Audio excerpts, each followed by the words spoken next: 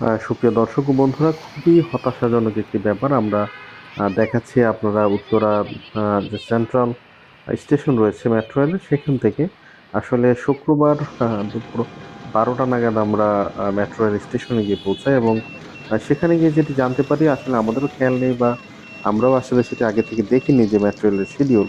আমরা যেটি জানতে পারি যে শুক্রবার বিকেল 3:30 থেকে মেট্রো রেলের যাত্রা শুরু হবে। ফলে বাচ্চা কাচ্চা নিয়ে সাভারের থেকে উত্তরা সেন্ট্রাল মেট্রো রেল স্টেশনে অটো দিয়ে গিয়ে যখন আমরা মেট্রো রেল পেলাম না, তখন কিন্তু আমরা খুবই হতাশ হয়ে যাই। তো হ্যাঁ, আসলে পরিকল্পনা ছিল যে বাচ্চাদের নিয়ে আমরা মেট্রো রেলে করে প্রথমে শাহবাগে যাব এবং শাহবাগ থেকে হেঁটে ঢাকা বিশ্ববিদ্যালয়ে আমরা ঢাকা বিশ্ববিদ্যালয় স্টেশনই নামবো এবং সেখান থেকে আমরা বাচ্চাদের নিয়ে একটু ঘোরাঘুরি করব। এর আগে কিন্তু আমরা সাভারের সিআরপি থেকে রওনা হয়ে সাভারের বিরুলিয়া ব্রিজ পার হয়ে বটতলা হয়ে পুরো রাস্তাটি কিন্তু আমরা অটো দিয়ে যাই এবং এখন আমরা যেখানে রয়েছি দিয়াবাড়ির এখানে যে আবাসন প্রকল্পগুলো রয়েছে এবং এই জায়গার পরিবেশ কিন্তু আপনাকে মুগ্ধ করবে। এবং এখানে যে পরিমাণ নার্সারি রয়েছে, যে পরিমাণ সবুজ রয়েছে, এখানে পানি রয়েছে, অনেকগুলো রেস্টুরেন্ট রয়েছে।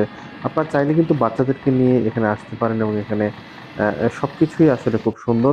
বিশেষ করে বাচ্চাদের সময় কাটানোর জন্য এই জায়গাটি অত্যন্ত সুন্দর। আপনারা চাইলে দিয়াবাড়ির এই জায়গাটা কিন্তু আপনাদের পরিবার সহ আসতে পারেন।